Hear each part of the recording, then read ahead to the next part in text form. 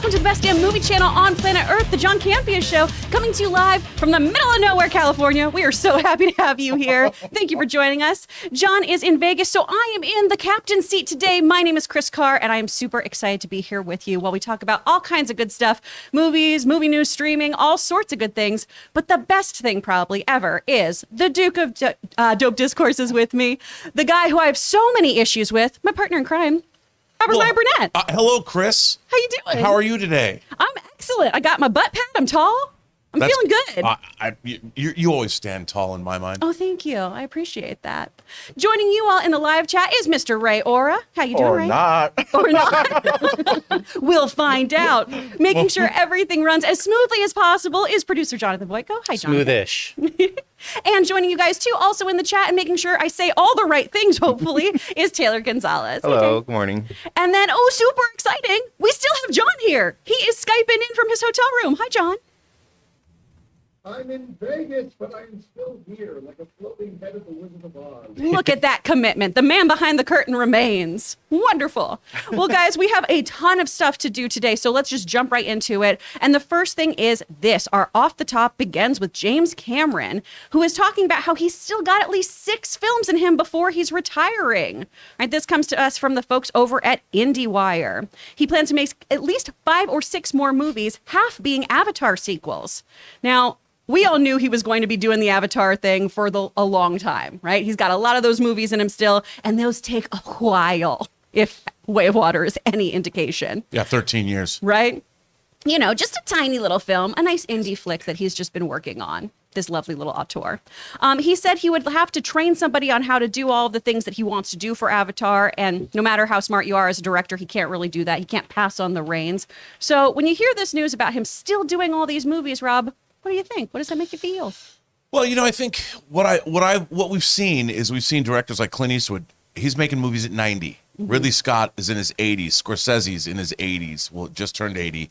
I don't think you have to stop until, you're gone, you know. And I like the fact, I think creative people, they don't just stop being creative. And in this day and age, it's nice to see people, they don't have to end their lives end their creative lives at some point, and then they live for another 20 years without doing anything. Yeah.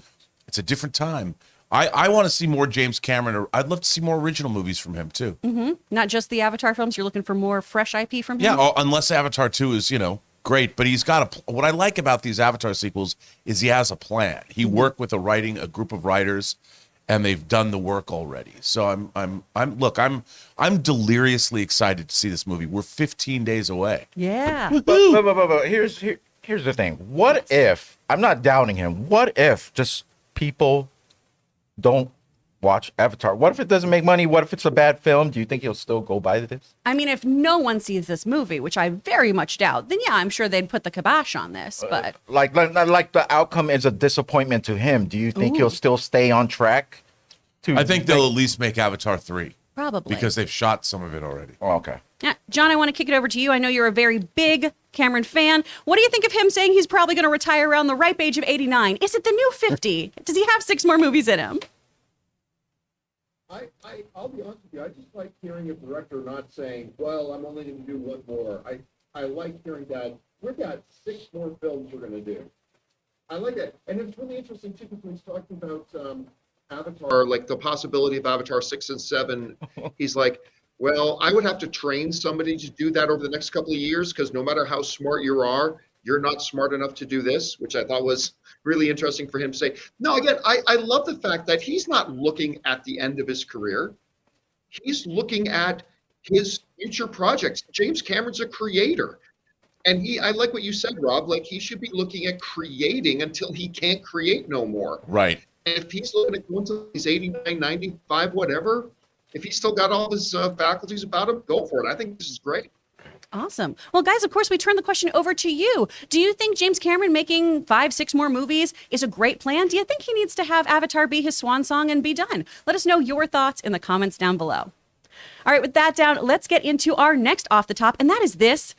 We have some plot points for Star Wars: The Acolyte, thanks to Dafne Keen. I've been very excited about this show. I'm really, really hyped. I like when we get into the gritty minutia of the Jedi Order. Me too. You know, it's fun. It's fun. And I don't care what anyone says. Great Jedis do exist. All right? Read a book.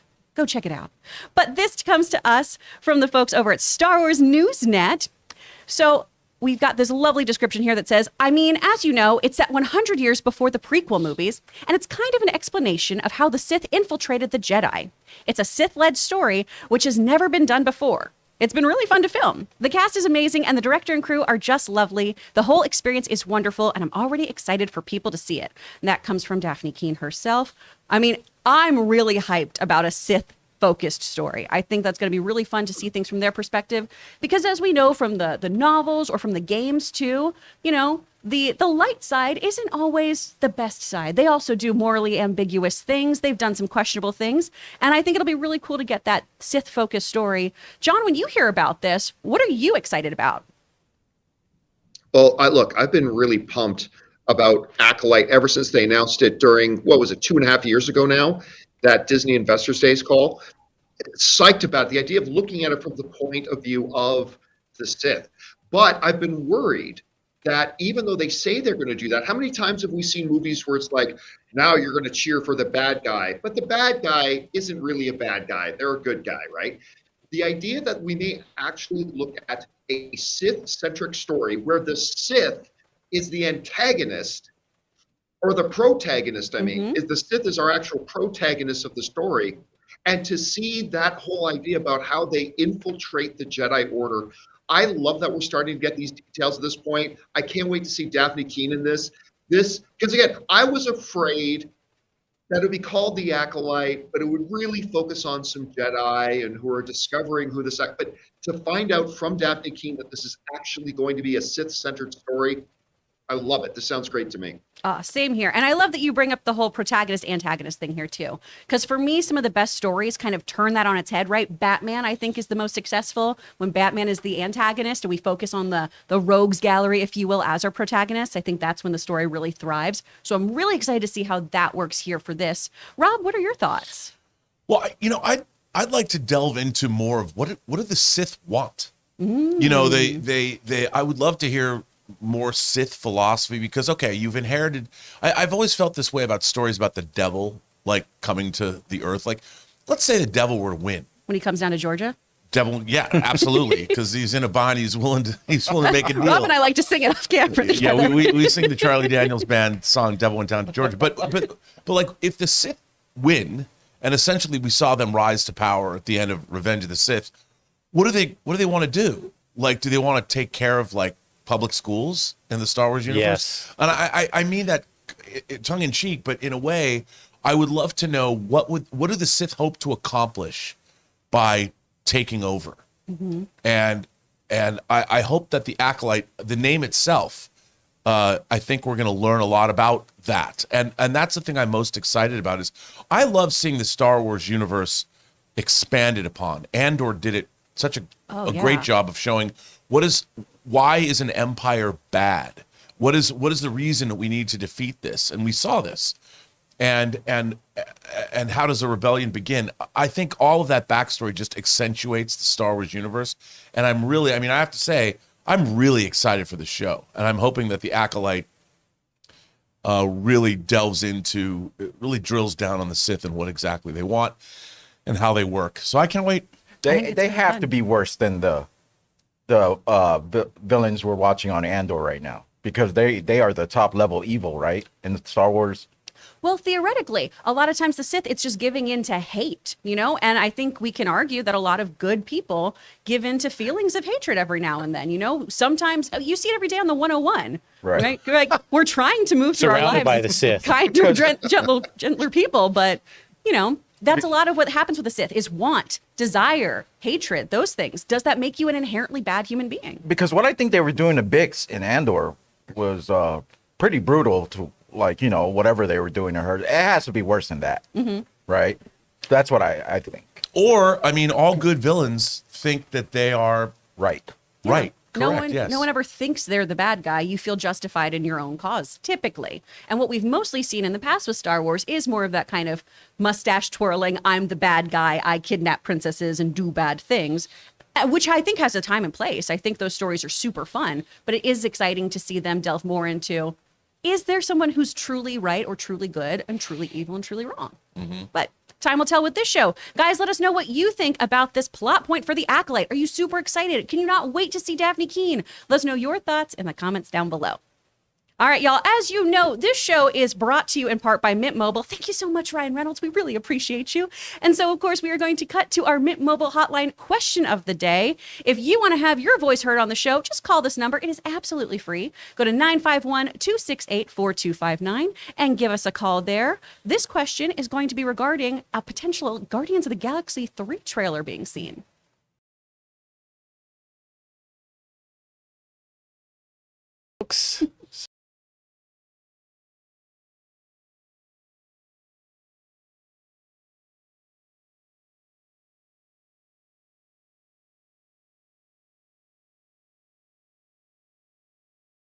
Hey John, this is Alan. I just saw a report that Guardians of the Galaxy Volume 3 has officially begun its marketing campaign by putting up a poster at CCXP 22 this year. Do you think this is an indication that we could probably get a trailer? Be 22 this year. That's the big convention down in Brazil. That's ongoing now. Do you think this is an indication that we could probably get a trailer, or can we expect the trailer at CCXP? Thanks. Love to hear your thoughts. Oh, thank you so much, Alan. And Alan, what a great speaking voice you I know. have. Oh my Sounds a lot gosh. like someone we So know. soothing. I feel like it should be involved in, football commercials. That was a clear line, too. Oh, boy. All right. So we, of course, have a glimpse and a poster for Guardians. So are we going to see more Guardians or the trailer at CCXP? As Rob was saying, CCXP is a big Brazilian festival that has really been blowing up in the past few years. And every time I see footage or photos from it, everyone looks like they are having the freaking best time of their lives. It's like Carnival all the time there. Just with a nerd lens, which I'm so here for. I would love to go to this. But do you think it's likely that we're going to see the Guardians trailer premiere there? Well, because of the scale of this convention, it wouldn't surprise me. I mean, coming on the heels a week after the holiday specials released, I mean, it would make sense because Guardians is kind of in the zeitgeist right now. For sure. And it is the movie that we're getting after, or no, wait. Yeah, we're getting it after Quantum Mania. I think that's our timeline. Is so that correct, Taylor? it's Quantum Mania, Guardians, and then Marvels. Yeah. Thank you. Okay. Yeah. So why not? I mean, we're 6 months out, and I mean, maybe they're saving it we're getting something for Avatar 2. So we've got 2 movies coming out in the summer, and I would imagine Avatar 2 would be the place. I would imagine we're going to see an Indiana Jones trailer and a Guardians trailer. It wouldn't surprise me if we get it this weekend or even today. Nice. John, what are your thoughts? I mean, I don't think we can say that 100% we expect this Guardians 3 trailer to drop, but I think it's very reasonable to think it will. I mean, you look at a couple of things. If they are showing off a poster down there already, normally, we've come to expect that when a poster gets revealed, that's the harbinger of a trailer that's coming. The fact that it is at CCXP, which is become incredibly popular. It's just grown every year, not just with the number of people going to it, but the presence that the studios have it. But I think the big thing is this, Rob, you mentioned it's just 6 months out. It's actually just 5 months out. I correct me if I'm wrong, Taylor, but I think this movie comes out May 3rd. Oh, really? So we are literally, if I'm right. Yeah. Well, it says expected May 5th. That's right. We are just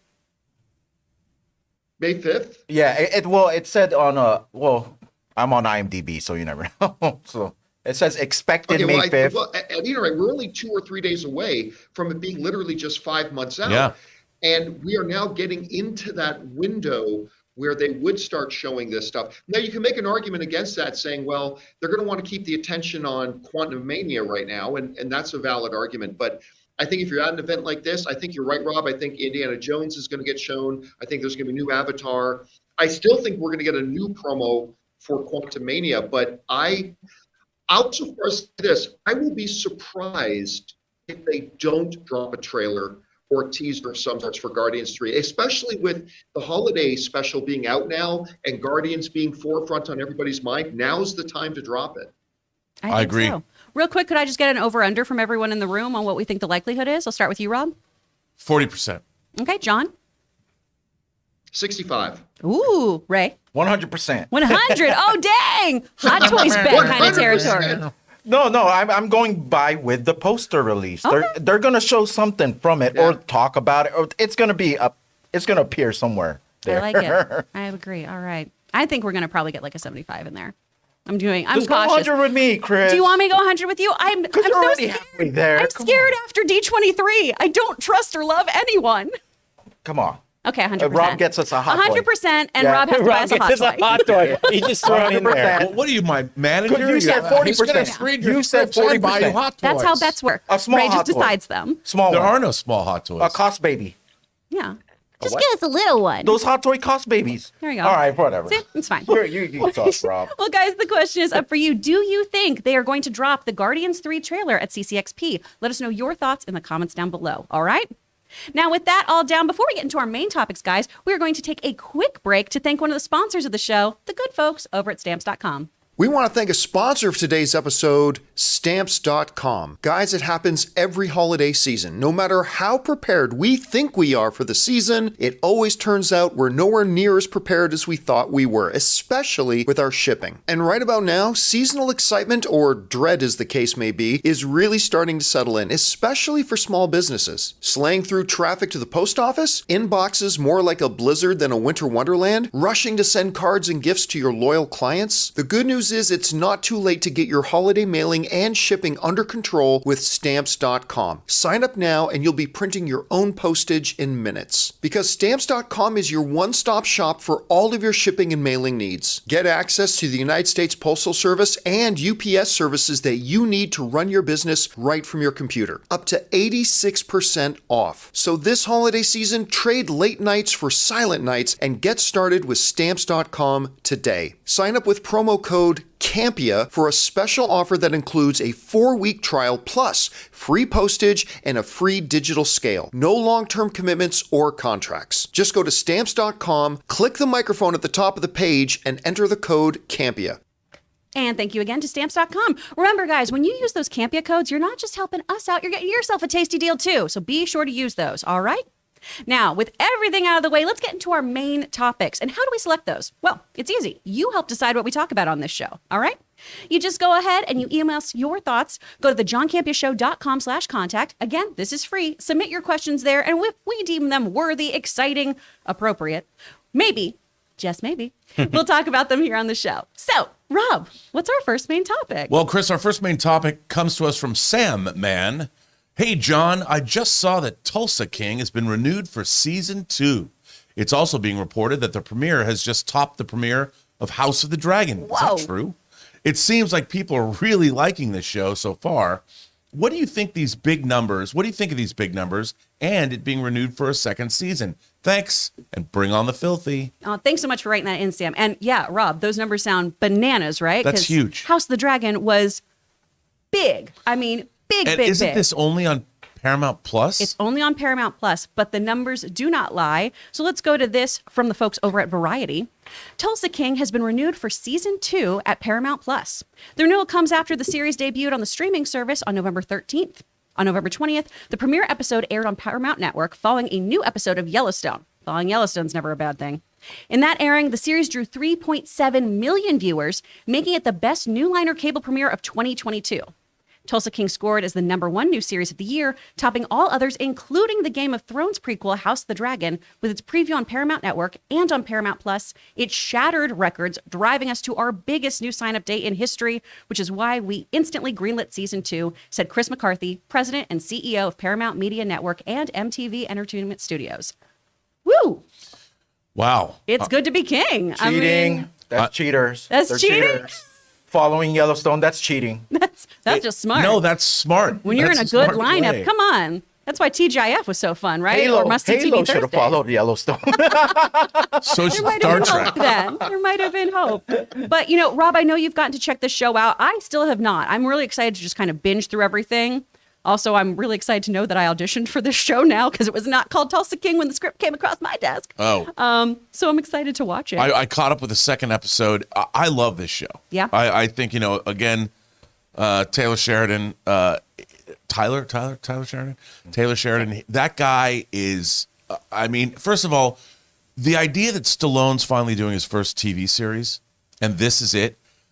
It's so much fun to watch. Stallone is clearly having the time of his life on this show. All the characters, the secondary characters, I love it. I love the show, and I think it was a smart move. And the numbers don't lie, and people seem to love this show. And it's like, remember when they had on NBC on Thursday nights? It's what was it? Appointment television or whatever. I mean, Paramount must-see TV. Must-see TV. That's what. It's the Taylor Sheridan hours. I mean, they should just do all of his shows in one block. Oh. They're amazing. I mean, I think Paramount's really banking on him. And I mean, truly, Paramount is just having a banger of a year, too. They have been thriving. They believed in the movie release platform. They've got really great programming. They have a great relationship with Sheridan right now. So they're really just firing on all cylinders. And let's just give it up for Sly for a moment here, too, because, he's had some issues with the Rocky franchise this year. And I'm sure he's just really reveling in having such a hit show right now and being such a hot commodity. Good for you, Sly. John, when you hear about these numbers, I know you've gotten to watch the show and you were a big fan of it. What do you think? This is crazy. These numbers are insane. Now, I think this is also, you have to keep in mind, I think these numbers are a combination of the traditional terrestrial television, like on the Paramount Network, plus the Paramount Plus numbers. Because if I'm not mistaken, I think Tulsa King aired first on Paramount Plus, and then I think it was a week later they put the debut episode that played after Yellowstone or something like that. At any rate, Game of Thrones used to do that as well with their HBO regular network and HBO Max, whatever. Here's the big number. The big number isn't the millions of people that watch the show. That's nice. The streamers like seeing those numbers, but those aren't the important numbers. The important numbers that came out of that quote that Chris just read is the fact that the head of Paramount is saying, we had a record-breaking new subscribers night. That's Rob, that is the only really important thing to these guys is what programming that we put up creates and triggers new subscribers signing up to the show. Because we can have 1 billion people watch, if nobody signs up for the network, and everybody who's already signed up we don't really gain a lot out of that, minus whatever advertising level we kind of put in there. So this is massive for these guys. And it shows that Taylor Sheridan, while it was only really known for a while amongst us hardcore geeks and we know who writes these shows, he's becoming a bankable name amongst audiences now. Audiences say, it's a Tyler Sheridan thing, must be good, we'll check it out. And it's just incredible. I can't believe how successful the show is, and I'm really enjoying it. I mean, it's not as good as Yellowstone or anything like that, but it's a really fun little show. I'm enjoying it a lot. Going back to the subscriber thing here, do you think we're going to see more of these kinds of rollouts of shows too, to entice people into watching and subscribing? Because that is where all the money is for these folks now. I think you're absolutely right. I mean, I think this is going to become, when you're something like Paramount, who's got a foot in both of those broadcast worlds, you can use one to leverage the other. Disney also is in a position like that because they have ABC, they have ESPN if they want. And we've seen Disney leverage that before, right? Using their Monday Night Football platform to push their movies.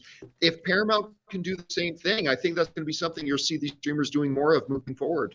Nice. Well, excellent. Well, guys, let us know what you're thinking about these numbers regarding Tulsa King. Have you gotten to check the show out? Do you believe in all the hype? Is it not your cup of tea? Let us know what you think in the comments below on that. All right. Rob, what is our second topic? Chris, our second topic is Who Killed Peter? Hello, John and crew. I just saw a report from Variety that Ong Lee will be directing the Bruce Lee biopic for Sony. Ong Lee's son, Mason Lee, is set to play the martial artist. While I love Ong Lee, and it is a good idea to cast someone unknown, it feels like they're casting him because he's Ong Lee's son. Thoughts? Ooh, is this nepotism at work? Is this a Nepo baby? That would be so different for Hollywood. Nepo baby. Yeah, about that. Y'all never heard the term Nepo baby? Today. Oh, just okay. now. We hear it a lot in the acting circles when we're like, oh, who replaced me? That makes sense. That tracks. Oh, wait. Does that mean everybody was probably just saying that about me? That's why I never heard the term. No, I was never a Nepo baby. I think, though, that, look, he's still, even though he's the director's son, no one's going to put down a lot of money on a movie unless they're sure that the lead, he's still going to have to screen test. So he'd still have to. I mean, I didn't know Ong Lee had a son. I didn't know his son was an actor. But even if he is a Nepo baby, Nepo. I mean, he looks the part, and he's going to have to be a pretty accomplished martial artist as well. You can't fake that. Absolutely. So I would imagine that he's done the work. I would hope so. I mean, Ong Lee is no slouch. That's very true. The man's worked. I mean, I love the Ice Storm, but you know, he made the Hulk. He made Life of Pi. He did make the Hulk. I mean, the guy has made so many different kinds of movies. Mm-hmm. I don't think that he wouldn't make this movie unless he was sure. Well, we'll hope this is better than the Hulk, but let's see what the Come on, folks. man. I love the Hulk. Why is everybody bagging the Hulk? I'm not a fan of that one. Or just Me Hulk? personally. Let's see what the folks at Deadline had to say about this. Sony's 3000 Pictures has finalized a deal that will see Oscar winner Ong Lee direct Bruce Lee, a film that will star the filmmaker's son Mason Lee in the role of the iconic martial artist. Dan Futterman, whose work includes Capote and Foxcatcher, is working on a script that has seen previous versions by Gene Castellelli, Alex Law, and Mabel Chung, and most recently, Wells Tower. Lawrence Gray, Shannon Lee, Ong Lee, Ben Everard, and Brian Bell are producing, and Elizabeth Gabler and Marissa Paiva are overseeing the project for the studio. Now, I mean, what gets me most excited about this are those scripts. Capote is brilliant. Foxcatcher, disturbing and brilliant. Yeah. I mean, really raw looks at real life scenarios, right? Which gets me very excited about this, where I feel like this is going to be a no holds bar look at the life of Bruce Lee, which I think will be really interesting. And obviously, when you have a father-son dynamic too, that's going to bring something different to a film set as well. You know, when you work with somebody you know closely, you have your own kind of language when you're on set with them. So I can only imagine the dynamic we're going to see here. Now, John, what do you think about this? I love what you pointed out about the fact that not only has this guy written great stuff, he's written great stuff that were real events adapted into narratives for the screen. And that's something that gets me really, really exciting for this project. Now, as far as the nepotism thing about this, look, Mason is not some greenhorn, right? When you go to his IMDb, you think he's done a lot of stuff. So it's not like he was sitting on his couch playing Halo 7 and his dad said, get a job, fine, come to work with me, whatever. You know, that gives him a little bit of a thing. But here's the thing. The most important relationship, I think, on a movie set is not the director and cinematographer, although that's super important. And it's not the director and, I don't know, the screenwriter, although that's super important. On a movie set, the most important relationship is the director and their lead performer. That's the number one job of a director, is to get that big relationship. There's a reason why Martin Scorsese works with Leonardo DiCaprio so much. There's a reason that Tim Burton worked with Johnny Depp so much. There's a reason a lot of these director and actor combos work, because they learn that shorthand between each other. They know how to bring the best out of each other. And I would say in a situation like this, where Ang Lee working with his own son, I think there are some advantages there. But again, I only say it would be advantages if the guy had some experience, and Mason has experience in this. And look, I think the director of Crouching Tiger, Hidden Dragon is going to know how to put together a good martial arts pick. And he's got now an actor who knows, since they were born, inside out and backwards, and knows exactly how to get the best out of them. So I'm actually feeling okay about this. Well, that's a good point. He has been working fairly regularly since 2014, which is a real feat for any actor. To have some regularity in your bookings on IMDb speaks volumes. And he has had a very wide variety of work too, going from sitcoms like Fresh Off the Boat to doing more kind of stylistic films and The Hangover Part 2 and things like that. So I definitely think there's potential here, you know, and we never know about a star until we see them in their first star-making vehicle. Although I do have to say, I'm a big fan of Rob Cohen's Dragon, the Bruce Lee story. Oh, And that's going to be a tough act to that's follow. hard to live up to. Yeah. All right. Well, guys, let us know what you think about this. Do you think this is great casting? Are you a little unsure because he is the director's son? Let us know what you think about this in the comments down below. All right. With that down, what is our next topic, Rob? Chris, our next topic comes to us all the way from Owen White. Hey, Campea crew. So apparently, Warner Brothers Discovery is closing a deal with Amazon to have animated DC content on Prime Video. So why not on HBO Max? Love to hear your guys' thoughts. Thank you, Owen. We really appreciate that. I always love an animation question personally, because this has been a very weird thing. We've seen so much animation going away from HBO and kind of being pushed to the sidelines. It's something that Ray and I have talked about a bit too. This comes from the folks over at Deadline. Warner Brothers Television Studios is in the process of closing a major animation deal with Amazon for DC branded content, according to Channing Dungey. Quote, with animation, we used to be about staying in-house, but now we're doing it on different platforms, she added. HBO Max is on the first stop, but we are in the process of closing a big deal with Amazon featuring DC-branded content in animation. Now, what does that exactly mean? So basically, all the DC properties, in theory, are going to be moving over to Amazon for streaming. I think it's the animation that's not like I don't see Harley Quinn going over to. No, because that's a big moneymaker Yeah, I for think them. anything that's like they're going to keep the adult fare. I think they want HBO to be an adult network. And I mean, for highbrow or erudite, or in the case of Harley Quinn, Raunchy. It's adult. It's adult blue. fare. It's a little blue. But still, Warner Brothers Animation has been making DC movies for years. They have a lot of movies. They have a lot of series. They're going to keep making this stuff. And I think having a home for it at Amazon makes sense.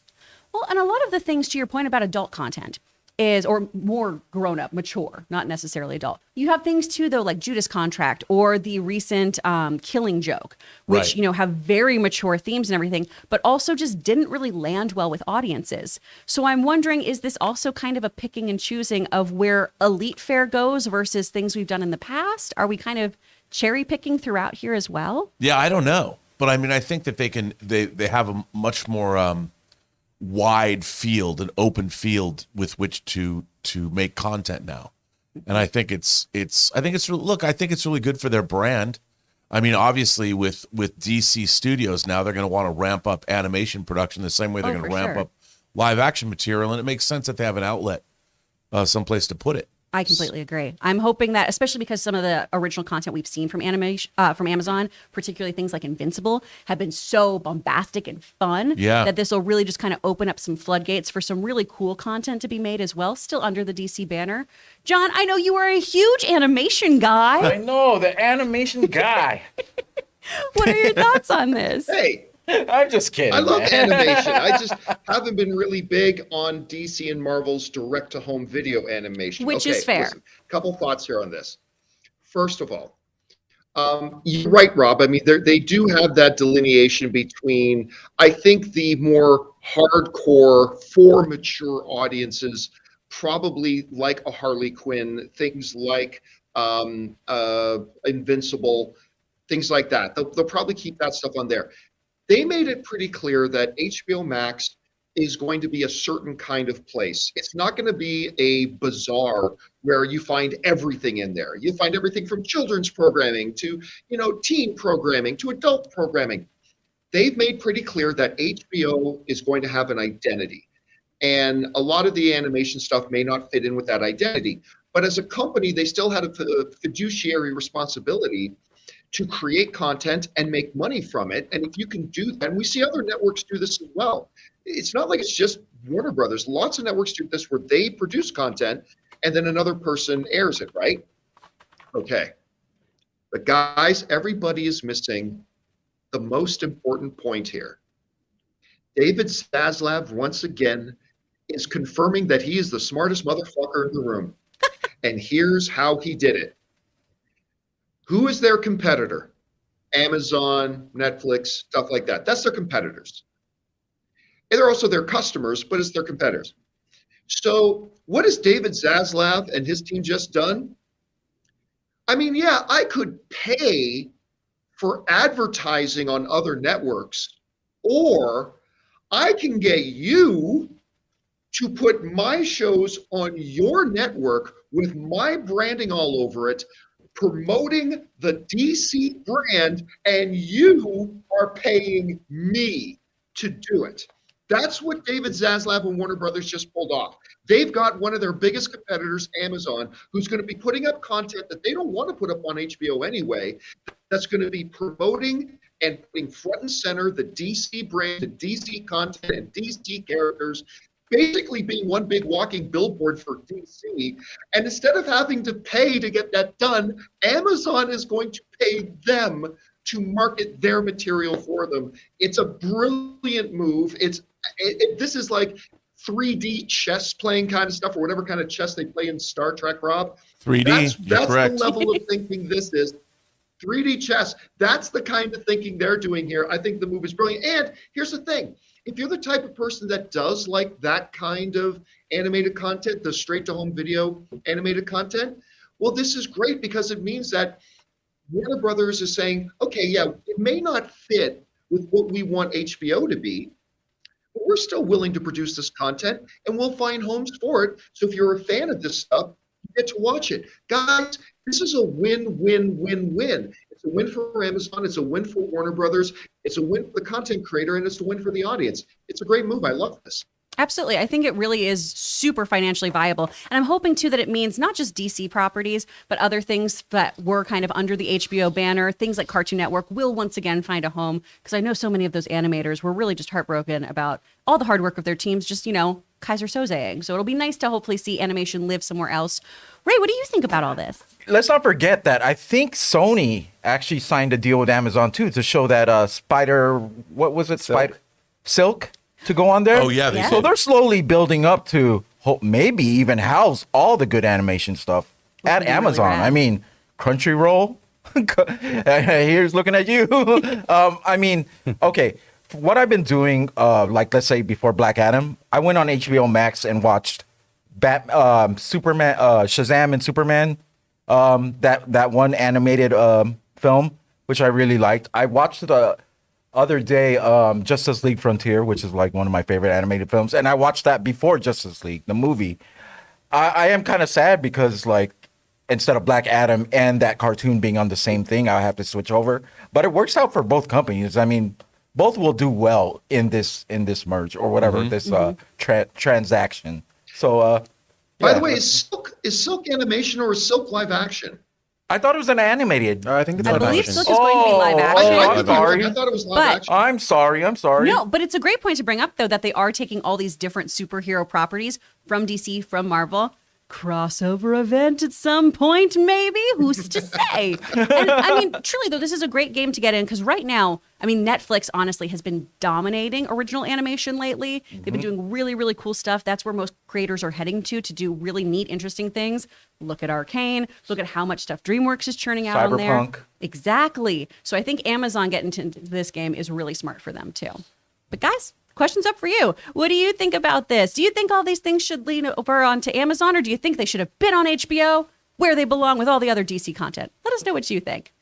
All right, before we get to our next topic, guys, we're going to take a quick break to hear from the folks over at True Classic. Check them out. We want to thank the sponsor of today's video, True Classic. The holidays are here and there is plenty of t-shirt cheer thanks to our sponsor, True Classic Tees. Guys, we have the perfect gift for your wish list. True Classic Tees are a gift for you, for her, and a great present for any guy in your life. True Classic is on a mission to maximize men's confidence by making them look good. Get 25% off True Classic with my exclusive link, trueclassic.com/Campea, and the discount doesn't stop there. You'll save even more during their site-wide sale. Guys, like most of you, I have always struggled with finding the right shirts for me. Either they're not all that comfortable or they don't fit me all that right. Well, the best thing is you know what? that There True is a little Classic's bit of a team has delay, designed so, t-shirts to make guys of all let's keep the sizes I feel have a question, confident we'll be in quick. their I'll clothing. These shirts jump out taper off after, towards the the bottom, main but they topic is fit done. tighter around the chest and shoulders. This is the perfect look that can be achieved by every body type. And they offer other menswear as well, ranging Oh, look, from everybody's saying they polos can to hear me. workout shirts designed to keep your body feeling nice and comfy. So guys, get 25% off at trueclassic.com/Campea. Free shipping included on purchases over $100.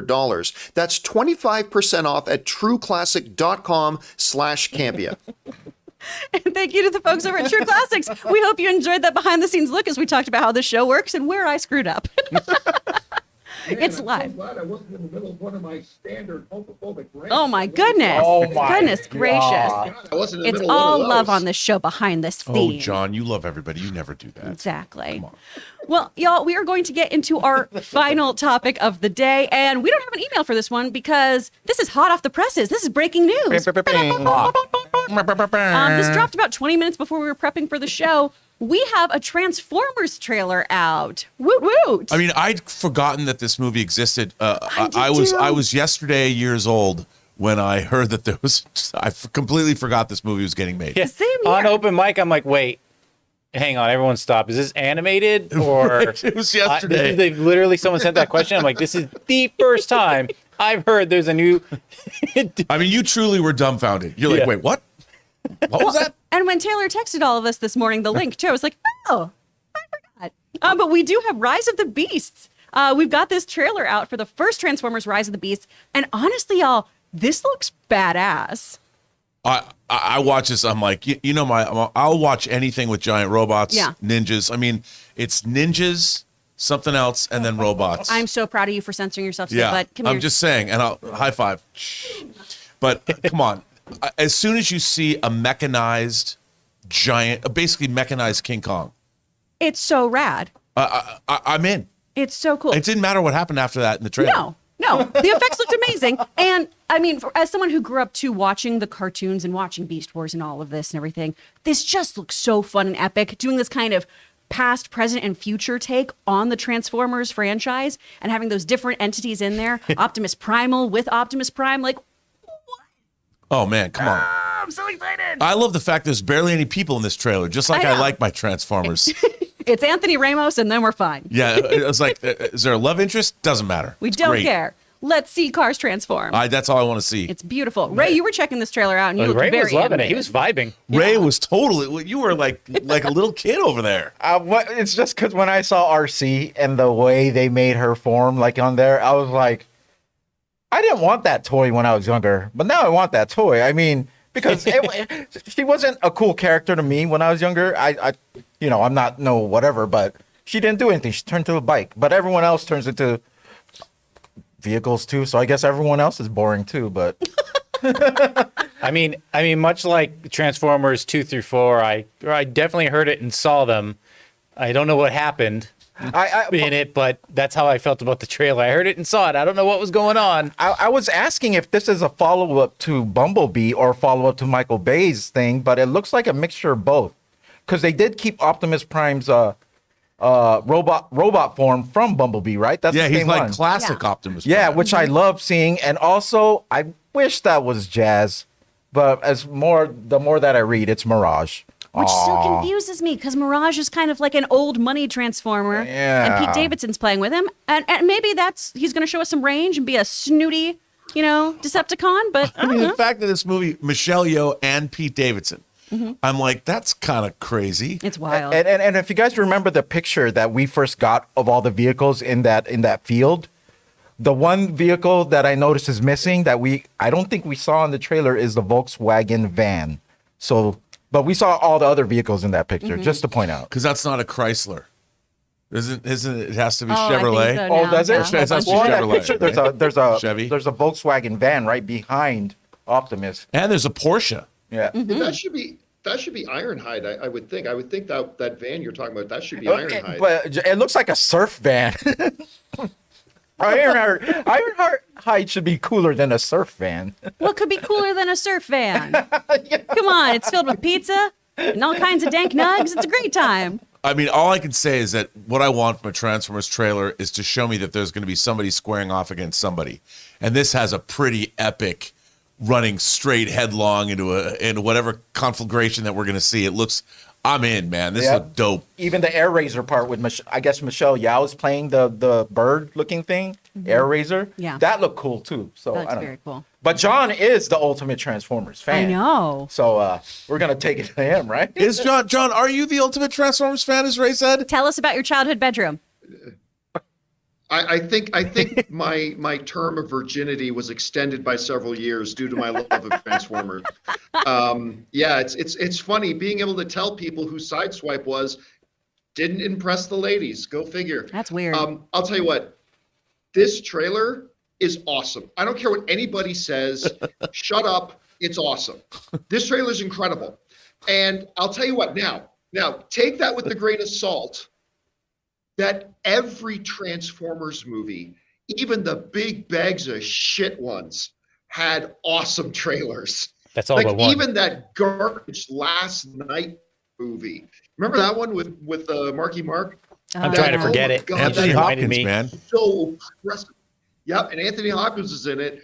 I mean, that movie was so oppressively bad, but even then the trailer. Transformers make great trailers. So I have no idea if this movie's going to be any good, okay? This movie could be like Morbius bad. This movie could be like the Morbius of the Transformers universe for all I know. But the trailer is incredible. Like, I seriously think you got major blinders on if you don't see, like, right from that opening shot where, like, he's in the car and then he steps out of the car as it's transforming and everything. Come on, that's a wicked looking shot. Seeing Optimus, I didn't even realize Optimus was going to be in there. Seeing Optimus is in there, I don't really care a lot about the Beast Wars, to be honest with you. But the way it came across in this trailer looked awesome. You got this big end game kind of battle happening at the end, and this like Braveheart kind of thing with the armies going at each other. Look, the movie might be garbage, but the trailer's great. And the one thing you should keep in mind too that might give you some hope is that you got the director of Creed 2 is making this movie. Oh. No, I mean, it's not Michael Bay coming back. It's not any of that. I think there's a lot of reason to be optimistic. I thought the trailer was great. I mean, I'm kind of sad it's not Michael Bay because we could have had so many drone shots. Could have been amazing. Yes. Limp Bizkit or something. Well, we would have had a drone transformer. A drone transformer? Oh, the missed opportunities. Look, my I goodness. think they need to go back because did we all like Bumblebee? Yeah, I thought it was a Bumblebee good movie, great. right? It was good. Yeah, Oh, yeah. So I think they need to ride that because I'm still on that Bumblebee high. I've forgotten about the last night. You know, I've forgotten about all that whole thing other than the first one. So I want them to keep going because this is with robots, Rob. I'm with you. Anything with a robot. I even rented Robot Jocks twice, and I had no idea what was going on in the movie. That Gary that- Graham. By the way, That's a full the moon name of the movie. guy? So, What's the name of the guy who directed Bumblebee? The guy who directed Kubo and the Two Strings. It was something Knight, It's wasn't it? not Travis Knight. Travis Knight. It is Travis Knight. Yeah. Okay, so I am still very confused about why they didn't get Travis Knight back. I thought he did a killer job with Bumblebee. Now, don't get me wrong. I think, and I keep forgetting the name of the guy who directed Creed 2, but I think he's a good choice. I think he'll do something nice here. But I'll never understand why they didn't go and get the guy who did Kubo and the Two Strings and Bumblebee to come back into this world. The Creed 2 director is Stephen Caple Jr. Oh yeah, and Campbell, then, that's right. And then okay. Yeah. But yeah, I think maybe the Transformers name has as much pressure to directors as other. You know what I mean? I mean, it's a big thing to me. Well, in the last few years, I think we have seen the decline of it too. So is this going to be good or is this just some kind of flash and trash movie? Yeah. You know? But you know what? Paramount, man. Don't bet against Paramount. No. Because, man, Paramount's they doing come out it. firing these days. Exactly. Well, guys, we turn it over to you. Did you check out the trailer for Rise of the Beast? Do you think it looks awesome? Or do you, in John's opinion, have a shitty taste and you think it looks bad? Let us know what you think in the comments down below. All right, you guys, we are going to open up our member chats so that we can hear from you directly. But before we do that, we are going to hear from the main sponsor of this show, Mint Mobile. Guys, we want to thank a sponsor of today's video, Mint Mobile. This holiday season, the best deal in wireless can only be found at Mint Mobile. Right now, when you switch to Mint Mobile and buy any 3-month plan, you'll get another 3 months free. As the first company to sell premium wireless service online only, Mint Mobile lets you order and activate from home with eSIM while saving tons on phone plans starting at just $15 a month. Guys, you know I've been using Mint Mobile long before this holiday deal, and I have to say, it is the perfect time to switch. Since I switched to Mint Mobile, I've been spending 1/3 of what I used to spend on my mobile service with the other big name company. And with this buy 3 months, get 3 months free, not only is it a great choice for you, but it makes great gifts for the people you love. Mint Mobile's best offer of the year is here. By going online only and with eSIM and eliminating the traditional costs of retail, Mint Mobile passes those significant savings on to you. All of their plans come with unlimited talk and text plus high-speed data delivered on the nation's largest 5G network. You use your own phone with any Mint Mobile plan and switch easily and effortlessly with eSIM. Or if you need a new device, for a limited time, get 6 months of free service when you buy a selected device and plan. So guys, for a limited time, buy any 3-month Mint Mobile plan and get 3 more months free by going to mintmobile.com/Campea. That's mintmobile.com/Campea. And thank you once again to the folks over at Mint Mobile. And before we get into those super chats, you guys, Jonathan, we have a member chat to read, right? Yes, we actually have number one, Anna Gamers Reviews. Thank you for joining at the actor level membership. And then we've got Sam Fisher. My biggest issue with Wednesday is that except for Fester, none of the Adams felt like themselves. Elaboration would ruin the show. Really? I didn't feel that way when I watched the show. I felt like everyone was pretty in tune with who they were supposed to be. There were different flavors there for sure. You know, we had some different backstory items. A lot of it, I think, also harkened back to more of the animated series for Addams Family. I think they took a lot of inspiration from various iterations of this, but that's just my opinion. Taylor, how did you feel about it? Did you feel like they were like true to who the characters were, or did they feel a little off to you? To me, the best casting was Jenna Ortega as Wednesday. She was perfect. She was so good. And I didn't know that anyone would be better than Christina Ricci. I don't think better, but I didn't think anyone would be on that same level. And she was. And I was telling David, other than Wednesday I know it's not an actor, but they gave a hand so much personality. It is an actor. He's in a full body suit and he's doing What? all the movement. Yeah, it's not a real hand, man, that does that. No, but Okay. they do like It is makeup a and real hand it's a that does guy who's just wearing a chroma suit. Wow. I'll show you pictures afterwards, right? I was like, that's what I want. As far as the rest of the cast, I think we didn't really get enough to make a good judgment. So I'm hoping that season 2, hopefully they announce that very soon. We get to see more of Morticia. We get to see more of Pugsley. I just want to see more of what they have to offer. So For hopefully sure. season 2. I actually started this series last night. Oh, yeah. What do you And? think? And I'm thinking, this is good, but I'm like getting so much Harry Potter vibes from it. Like an evil Really? Harry Potter's, you know? I've only seen the first 3 episodes. I mean, and then they have those little group competition or whatever. I really like the fencing part that she's, oh, wait, I shouldn't be saying anything. Never mind. That's okay. Man, well, there's stuff about the Wednesday character that I didn't think was a part of this character. I don't have that much knowledge of her, but from what I know, she was just monotone and just like evil about everything. But I didn't know she had some skills like that. Yeah. She got nunchuck skills. So many skills. There's another member chat here. Okay. It's from Daldar. I can't wait for Rise of the Beasts. It looks so cool. And Ron Perlman as Optimus Prime. Yes, please. I mean, I'm really excited about it too. It looks badass. It's going to be real fun. Well, thank you guys. Wonderful. I was going to say, Rise of the Beast sounds like Rob's biopic. Rise of the Beast. Wow. College years. Wow. That's Rob's. The college years, that's who Hey, he at my age, I'm himself. happy to be that guy. Oh my God. Let me tell you. Rob, what do we have for super chat? What, dude? Let's get right in there. Al Renshaw says, Rise of the Beasts looks great, and Anthony Ramos in this gets me excited. That guy has charisma for days. Dude, he really does. I mean, from In the Heights to Hamilton to just his DiSerono commercial back in the day. Yeah. Like, where he's just bringing mom some... oh, my gosh. So wonderful. No, I mean, and he'll spice it up. Definitely spice up the robots. He's wonderful. I'm really excited to see more work from him. And he's going to have such a good year. He's part of Ironheart as well. I mean, he's doing a lot of work. I'm Yeah. excited. Good What else? stuff. Dumbrodor says everything about Transformers 2007 was peak 2000s, from the action to the vibe to especially What I've Done by Linkin Park playing at the end. Sorry. You know what though? I liked the first Transformers because I did I did too. too. Yeah. like a boy in his car story. You know, it was, I liked it. It had, I mean, it has one of my favorite effect shots. It was the beginning of the ride, and then we went. Yeah, but there's that For the ride. shot. It's from far out of the Griffith Park Observatory. Oh, yeah. And the camera's pushing in, and you see the Transformers like on the outside of the observatory. The effects in that movie. My only complaint was how quickly the transforming was too busy. There's too many parts to the Transformers. It's fine, but they had but other than that, You the like a effects sleeker are, machine? yeah, they're flawless, and the stuff on the freeways. I mean, it's not great, but it's pretty good. Yeah. You know, I liked it, It's and fun. I'm an apologist for Dark of the Moon. Oh, I love the Battle of Chicago. 45 minutes of just mayhem in the city.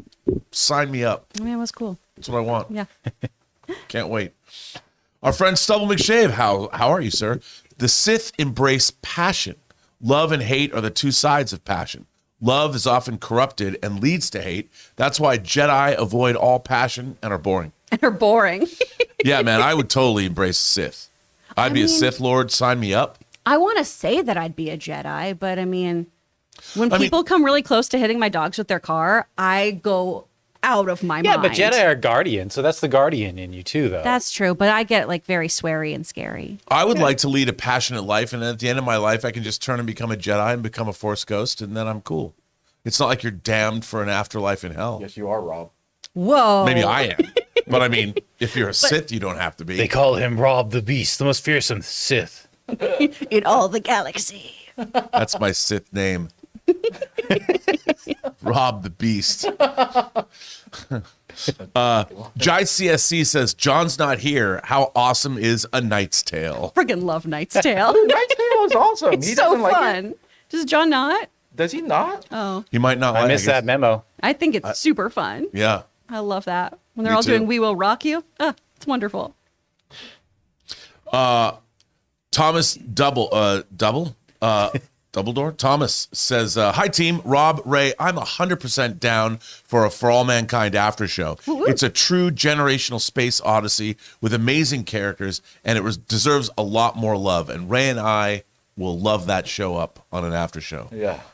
I think we should just do it anyway. Even if there's like one or two in the chat. Yeah, let's it do doesn't matter. Because it's about me and you, Rob. Yeah, Our love for we'll share that love. Captain.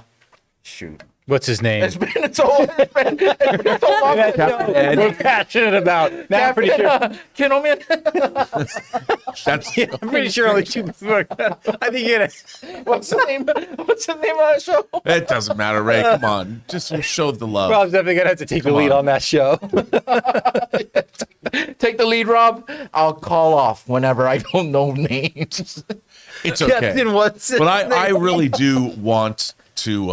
I'm so high. I really would like to do an after show for All Mankind. I do And too. I think season 4 is going to be a banger of a season. Yeah. Plus, the I can't people wait. love it when you two do things together. The hot toy segment from this week on Weekly Hero, people friggin' love that you're in it, Ray. I think you should be in all the Hot Toys segments. Ray. Same. Well, it's because that Batman Beyond was 'Cause on it was my slick. watch list for Look a at long him. time. Look at that. Look at that Batman Batman. Beyond. Look at how majestic So it looks on the good. desk there. Yes. Yeah. Amazing looking. Yes. Okay. What were you talking about? I don't even know. Dumb Brodor says, do the AMC theater supervisors or managers play the Nicole Kidman ad to those they fire or lay off to let them know that heartbreak feels good there? Oh, man. One can it's only like hope. it's like in Clockwork Orange, right? They just they keep them in a spot and they keep it open for like 24 hours, and then they're primed and ready to work for AMC. It's true. That must be it. What's Wow. that process called? Do you remember? The Ludovico Yeah, technique. it's the Ludovico. Yes. There you go. The name of my production company. Really? Yeah. Oh. Ludovico Technique LLC. That's amazing. Yeah, you use movies and drugs to shape people's behavior. It's my dream in life. It's He true. is a That's the Sith. Ludovico Technique. Clockwork Orange is one of my favorite movies. One of mine too. Jonathan Huntley says, what Marvel DC movies are you most looking forward to? Mine's Flash with Keaton's return. Batman 89 was my first theater experience. Oh, nice. I mean, very cool first theater experience, but also, I mean, Batman Flashpoint. Let's just call it what it is. That's what the movie is. I mean, look, I'm looking forward to Flash, absolutely, but I'm really looking forward. I love the first Aquaman, so I'm looking forward to the next Aquaman. Yeah. I mean, I couldn't believe that James Wan went so fantastical. Dudes on sharks and dudes on giant seahorses, Yeah. armored fighting. Come on. It was rad. I can't Aquaman wait. 2 is going to be really fun. I'm really excited about the next Shazam. I Yeah. love that first one. It's cute as heck. And I love the fact that,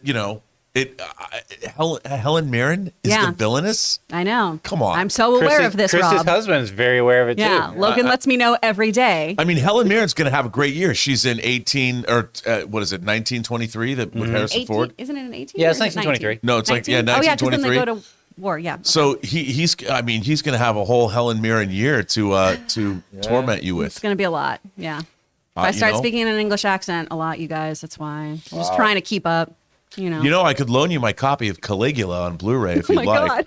That was a He'd very love different. that. He'd I'm be just so saying, happy. I do have it. Oh, man. He'll never leave me for someone younger. That's what's important. What about 2010? That's a great Helen Mirren movie too. I'm not familiar with that one. The sequel to 2001. You've never seen 2010? No. When A did it come out? Space Year It Odyssey. came out in 1984. I It came out wasn't even an Christmas- idea. Christmas of '84, along with Dune. I wasn't even Yeah. a concept. 2010, A Space Year Odyssey. A Space Year Odyssey. Pretty Yeah, sure. the year we make contact. Oh. It's Nice. true. I'll loan it to you. Okay, It's great. thanks. It's actually, I mean, it doesn't reach the heights Or of don't read the 2001, but question, as it's a okay. space adventure, Mm-hmm. it's great. And Helen Mirren's great in it. She's the commander of the Alexei Leonov, the Russian mission. All right, we'll borrow it, Rob. Okay, Jeez. sorry. Okay. Anyway. Jeez, just give us your 4K. Luis Enrique de la Peña says, do you think the Avatar 2 trailers haven't described what the movie is about because the story might be a clone of the first movie? That's what I felt after watching the last TV promo. I mean, I don't think it's going to be a clone of the first movie. I think it's going to involve a lot of the same topics and issues. But I am still kind of scratching my head a little of like, could I just know a little bit more about the conflict here, please? Just know it's, tell me something. No, you can't do that. Are your cats confused by it too, Jonathan? They're probably listening to me right now. Like, who is Dad here? What do you think, Rob? I think it's going to have something to do with family.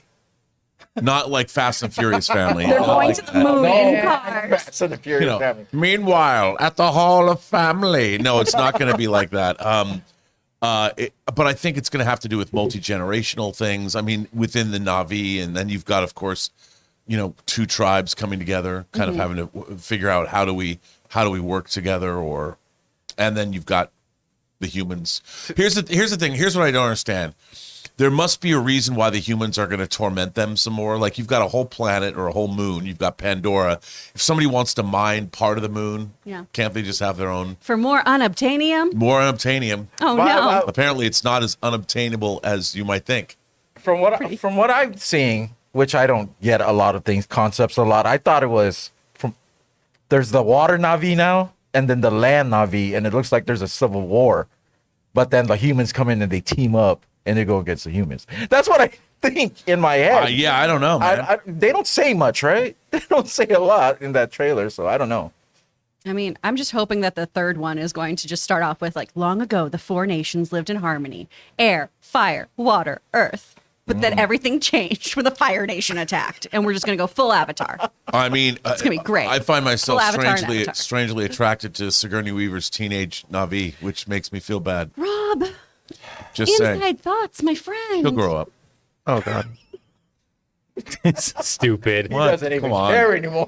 Come on, she's an alien. The amount of times I just stare into this camera with my soul leaving my body is just. But I That's do, a drinking game you often No, play I at do home. think one of the things I really do like about what they've done is it does look like effects technology has increased, that the Na'vi characters look absolutely phenomenal. Oh, in this film. absolutely. And I do love like the color differentiation between the water Na'vi and our Na'vi, that kind of more greenishy teal. yeah, it's really cool. I mean, That's they nice. really do a good job.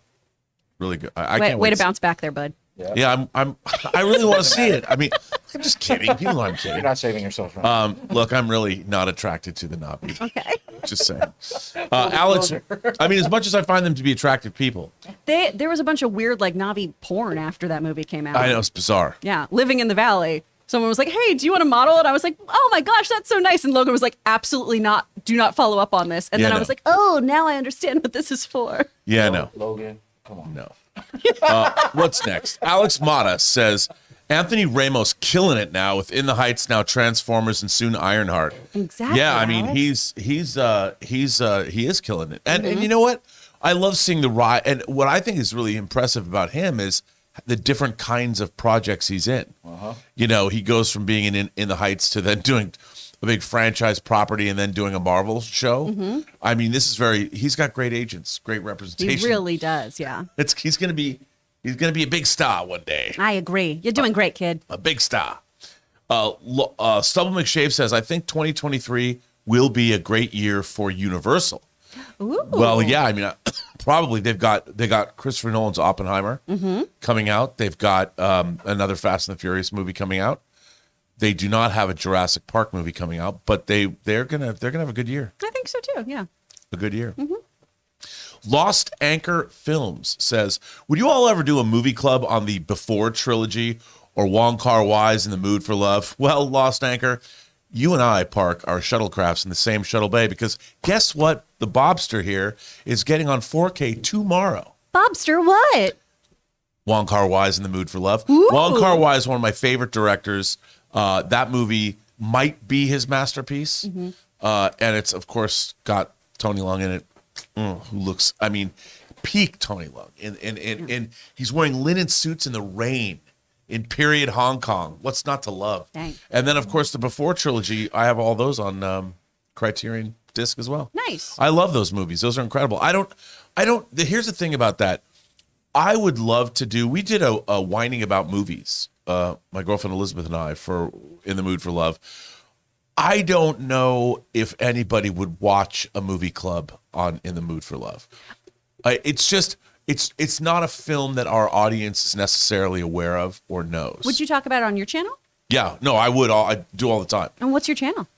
My channel is The Burnett Work on YouTube, Yeah. the home of the Post Geek Singularity.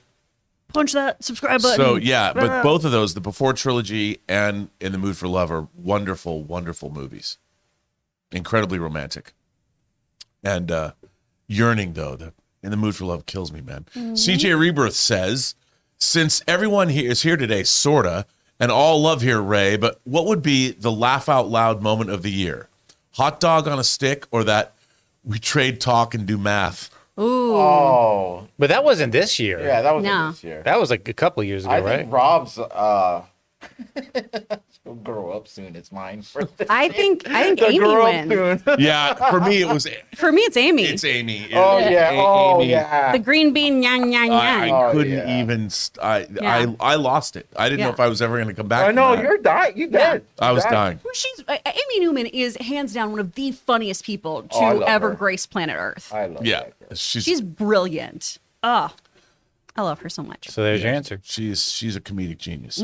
Oh, sorry, we didn't answer that question. Oh yeah, Out of those two, I don't know. I thought both of them. I think weren't the Trade Federation just came back up this year. So maybe All why. right. Oh, Hot Yeah. dog on a stick was really fun for me. I liked it. No. Well, you have to go to the mall. That's where they are. that was my point, Rob. But it was correct. You are correct. Absolutely. Al Renshaw says, I want to see a Knights of the Old Republic series, and specifically Darth Revan. Maybe even Darth Malak or Darth Bane. I'm with you, man. Ooh, yeah. To me, if I was in charge of the Star Wars franchise, I would make a Knights of the Old Republic series. That just lends itself, well, you've got it all. It's all there. It's so good. It's so good. It's so good and so well done, and the storytelling is fantastic. I don't know why you wouldn't. I don't either. And it just seems like it's 1,000 years ago or 2,000, long enough ago that everything would be new, and you could really examine. But again, a great place to examine the Jedi and the Sith and all that. And plus, Knights of the Old Republic is just a cool title. Oh, for sure. I would love to see it get made. Same. Come on, you guys, get on that right now. Make it happen. Ryan Clary says, can you scooch up a little bit? No. Ryan Clary says, more has fallen Jared Butler. Oh, more has fallen Jared Butler movies and a spin-off show coming. Oh, yeah, like the Olympus has fallen. more Fallen. Yeah, like a series. Okay, yeah. More has fallen Jared Butler movies and a spin-off show coming. Yes. Those movies, Olympus has fallen. Was it London has fallen? Yep. Yeah. Was it London has fallen? Yep. And then, of course, Angel has fallen. I loved Where- Olympus has fallen. Wasn't Angel has fallen like kind of back to that old trope of like now the government is after it? Yes, it was exactly Go. that. Oh, and this But is- Olympus has fallen was better than Roland Emmerich's White House Down. And Ryan Those wanted came to out around the specify same that this time. is 3 more movies coming. 3 more of these Oh. has fallen. Oh, well, bring it on. I think everything should fall. Yeah, bring it all to Rob. Bring It On has fallen. Yeah. And all the dancers just step Bring that it back. on has fallen. All the cheerleaders pile and they all collapse into a giant pile. Step Up to the Streets has fallen. Yeah, they're older now. Their knees are bad. Yeah. The Fast and the Furious have fallen. This show is full. Hey, I think we're doing great. Luke1234 wants to know, will we get T-Rex Megatron? If we don't, I will burn everything to the ground. Oh, she is a Wow, Sith. Chris. I will lose my mind. Yeah, see, I probably am a Sith. If your parents are watching this, do they know that you I know. burn everything That's to your the little ground? girl. Right My there mom left talking. to go to the hairdresser. My dad might still be watching. They've been texting me during the show. I don't know. My dad knows I'm crazy. Oh. He's probably like, that seems right. That's my pumpkin. burning Okay. things to the ground. Wow. He's like, I want to do good, but my favorite lightsaber's red. Yeah. I have a little Veruca Salt energy. I'm not ashamed of it. Wow. I love that, Charlie. Wait, can you say these snozberries taste like snozberries? No, I can do that. Daddy, I want a squirrel. No, don't want any squirrel. I want that squirrel. I'm not doing the one that's the dick joke, Taylor. That's what the snozberries are. That's a dick? Read a book. Uh-oh. I didn't know that. And let's get back to the show already in progress. Anna Gamer Reviews says, I do wonder if we'll ever get another Herbie movie. From what I remember, the last one was Fully Loaded in 2005. You know, I have to say, you guys, I'm old. So did you grow up with the Herbie movies? I mean, Like Herbie goes banana. Dean It's Jones, Herbie, baby. Herbie Rides Again, Herbie the Love Bug, Herbie Goes Bananas, Herbie Goes to I'm Monte Carlo. aware of them. I didn't watch them. I was very Nor did aware I of them. see Herbie Reloaded. Yeah, well, I had to see. You know, I love Herbie the Love Bug. Yeah. I do, and you know, Dean Jones. Growing up with that, Suzanne Plachette. Yeah.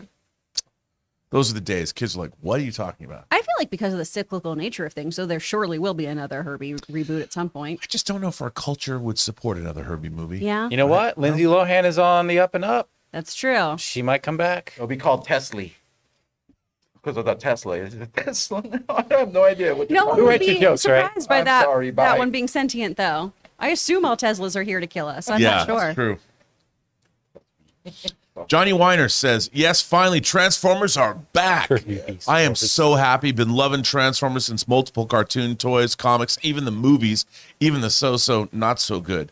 I still enjoy them. I think Bay is producing it. I think he would have to. Yeah, that's fine. Michael Bay can throw his money around. Good for him. Yeah, and then, I mean, you know, he made. I mean, I can't believe he made 5 Transformers movies. 5 as a Honey, director. baby.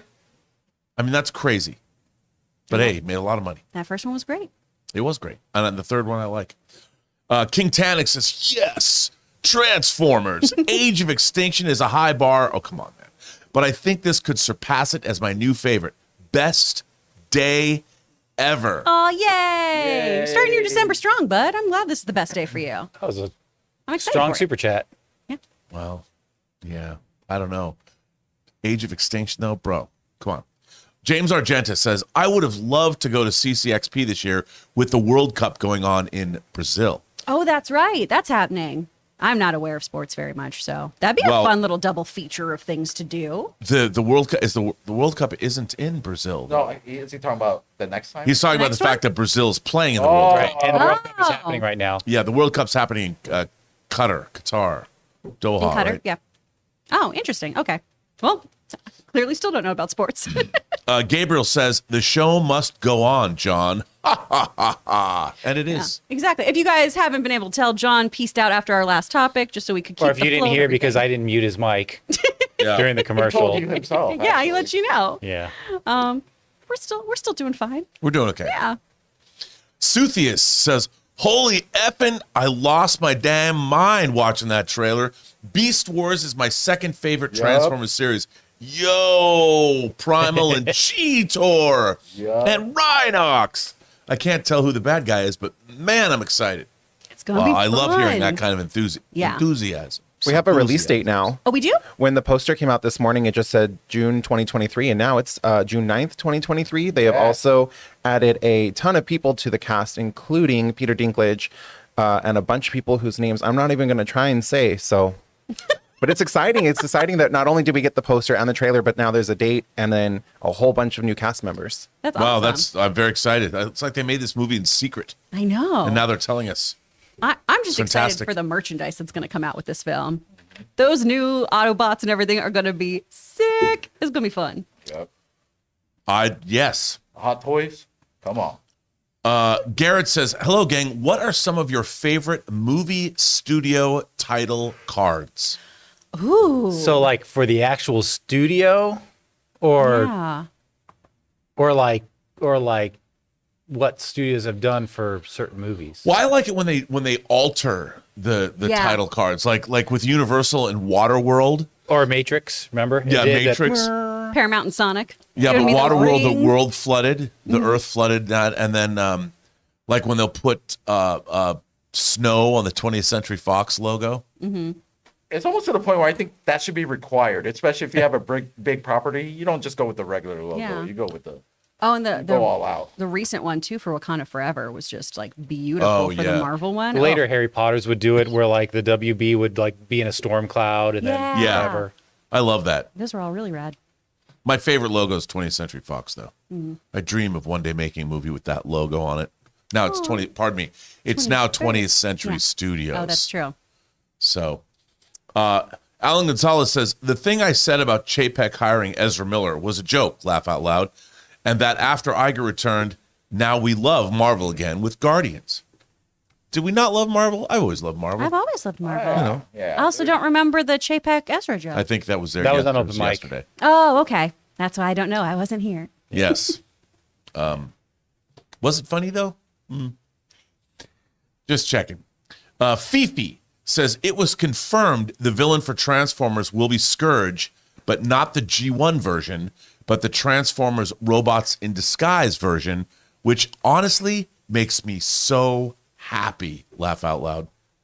I'm not sure the difference, but I'm glad you're happy, Fifi. Ray, do you have any thoughts on that? Scourge, he's one of the Jets, right? I believe he's one of the Jets. I will have to look that up because I believe he's one of the. He's with Starscream, Scourge, Thundercracker. That's who Peter Dinklage is going to be voicing as Scourge. Oh, okay. That's already good. So, okay, well, I'm looking at the Scourge toy. It looks more like he's a jet boat. I was going to say, if you go to the Transformers wiki, the picture of Scourge has the caption, looks just like Daddy. Wow. The internet Well- is a glorious place. I mean, Is he a jet at all? Am I like tripping out? look, see, he's a jet boat. Oh, Oh. Well, I mean, there you you guys go. can't see it because I'm just looking on like eBay, but he's a jet boat. okay. Okay. Well, neat. Enrique Gomez says, have y'all seen Players on Paramount Plus? It's a docu-series about a League of Legends esports team, and I had a lot of fun with it. Check it out. I'd watch that. I would have to watch that. Yeah. My brother used to play League of Legends professionally. Really? Yeah. Yeah, Wow. he even did a lot of gaming for a while. Wow. Yeah. He's a great gamer. Wicked smart. Wow. Wicked smart. Wicked smart. CJ Rebirth says, I still remember being in line to see the first Bay Transformers. Big Shy fan, and it's still my most favorite, and got me back into the series and Linkin Park. Yeah, it was good to be Linkin Park during that time. I mean, Linkin Park, they did Numb with Jay-Z that was in Miami Vice too. I love that. Yeah. That's a great song. And it was a fun movie. I totally get it. Al Renshaw says, excited to see Violent Night tomorrow and Saturday. Well, Taylor, what do you think? You gonna go see Violent Night a second time? Yes, I'm actually going tonight with Amy to go see. Hopefully it's tonight. I said it was tonight, and then Chris was like, oh, I thought it was tomorrow night. I have tickets to see it tonight. Hopefully Amy's showing up to that one. No, she is. She just texted me. Oh, good. Okay. It was like seeing if you're coming to Violent Night tonight, and I wrote it down wrong. So I'll probably be there. I'll figure it out. Okay. Do Yeah. they sing? We're do row they- L. Okay. Do they sing a version of the song "Violent Night"? I mean, we will now. Blood will run. Anyway, Whoa. Oh, okay. Can we go back to that thing, that Scourge thing? Now I confused. It looks like a Dark Optimus Prime. It's like Nemesis, but he's like the second in command of Megatron in the Primals or the whatever the Beast Wars. okay. I'm sorry. But that he looks cool. Look at that, Jonathan. He's supposed to be the villain of this movie. We'll see. That's gonna be dope. We'll see how that transfers over. Super Crazy Movie Geek says G.I. Joe Transformers crossover film. Interested? Well, they have the military in the Transformers already. I'd watch that. Yeah, I mean, it would make sense. G.I. Joe Transformers, that'd be good. Are both Hasbro? Yeah. Yeah. I don't see Yeah. why they wouldn't. Synergy. There we go. Yeah, I mean, you could bring The Rock back. Yeah. You know, I'd watch it. You know, there's actually a hot toy of The Rock as his G.I. Joe character. I did not know Just that. saying. Of course you do, though. I feel like that would be kind of boring though. I mean, he's just in fatigue. Yeah, I know. He's in fatigues, but it's The Rock. It's cool. Sam Fisher, Quantum Mania Funkos confirmed MODOK. Who was talking about that just this morning? Yeah, me. You boy. I'm excited. You know why though? It's because they're about to drop a new Quantumania trailer. Moments away. The Disney, Marvel. What else is it? Lucasfilm and something else. It's about to start like right now. Pixar, probably. Yeah, I'm excited. Elemental, I bet. think they're going to give us another trailer right now. Jonathan Majors and Paul Rudd are both. Yeah, there he is. It looks like a hot potato, which is Look not at a that bad little thing. That's all mechanized MODOK looks organism like. designed Very only exciting. for killing. But yeah, I think we're moments away from getting a new trailer, and I think they're going to reveal him in the trailer. So Wow. very exciting. Hell yeah. I love it. There's like a little blast of Powered air by keeping potato him aloft. farts. He's got a little too. I was gonna say, I kind of feel like that sometimes. A hot potato. Well, Sam, that I sit next to you. It's true. a Sith Loud says, hearing that the Acolyte is all about the Sith pleases me as a Sith Loud. Yes, let the hate flow through the galaxy. I am ready. What are some of your favorite Sith stories? Ooh. I mean, I'm like, oh, I don't know. I don't know which one to pick. I mean, I in books, comics, movies. Yeah. I mean, Well, and the stuff that just recently came out from Tales, I loved all the like the Dooku stuff and everything. Like it was really oh, that fun was stuff. all of his backstory. I Yeah. love that. But you know what? It was I really think rad. my favorite Sith This isn't Sith live. Don't worry about it. We'll redo thing, it. yeah, it is in Revenge of the Sith when they go in to arrest Palpatine and he finally unveils himself. It is a good moment. I love that. Sometimes I just watch that scene. Does this Acolyte, does it take place before the Rule of Two and all that took place? I think it does. Because before that, I mean, you did have sort of gray area Sith. Yeah. But once you have a Rule of Two, that is purely for control of the galaxy and evil.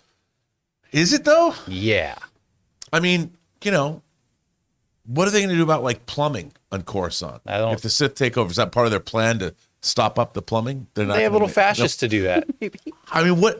That's the thing. I don't The mean plumbing, to be, actually, the trains, it all worked great. I mean, it's I just guess like under so. I guess Mussolini. one of the things that the trains Sith were never do- late under Mussolini, but you know, yeah, The chat's saying it's after Old Republic. it is after Old Republic. It's yeah. like, but yeah, okay. You know mine. Wrath of Darth Maul, baby. That's the only thing I read. I don't care. is what that you guys is Wrath of Darth Maul? So was that like That's like in before the revenge with Clone- his mother that was killed and all before that? the Clone Wars, just stories of Yeah. him with Palpatine or whatever. All right. Claudio L says, watch daily, and this is a first time tip.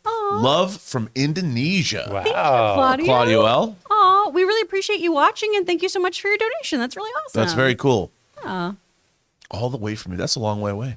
Yeah. Indonesia. Christopher Mendez says, didn't Rob win an AVN award for his performance as Biggs Darklighter? No, man, I was totally passed over.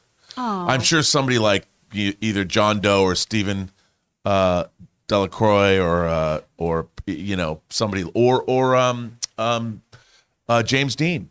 I'd like to think that James Dean, who I've actually been in a movie with before, not that James. I was going to Dean. say, not the James Dean you're thinking of. Yes, Yeah. This the is, James Dean from the Canyons. Yeah, this is That James Not the Yeah. canyons Okay. you're thinking of. Yeah, this is not the canyon, just one canyon. But you know what? I appreciate you think that I deserve to Huge win an canyon. AVN award. My friend Eli Cross won an AVN award for his screenplay. Really? Yeah. Oh. I think it's about time they do a Lifetime Achievement Award in your name. Biggs Darklighter Lifetime Achievement Award. I'm telling you, they should. I can go buy a trophy whenever you want, right? You can get anything with a little inscription on it these days. Yeah, it's true. Yeah, I'll do it. Here you go, Rob. Amanda Whipperman. What a cool name. Amanda Whipperman says, good day, everyone. I just wanted to let Chris know that your hair is on point today. Oh my gosh, thank you, I babe. love all the content on this channel. Keep up the amazing work. Well, thank you. Huh. I try to bring it every now and then. I usually don't. You always bring it. Oh, thanks. Thank you. Yeah. Sometimes I show up looking like a scruffy little nerf herder, but Who's scruffy looking? me usually. No. Hey guys, hey. Vixter 5001 says Slow Horses is back tomorrow. Great season 1, and it's a great book series. Everyone says to watch that. I have not watched it. I That's know. Gary Oldman's show on Apple Plus. Yeah, I need to check it out. I always see the trailer pop up. I'm like, I need to get on board here. It looks great, and I love Gary Oldman. Same. He's great. Sam Fisher says, I know. we got Wait, Lewis. Lewis Selders says, Chris, how was your Elton show?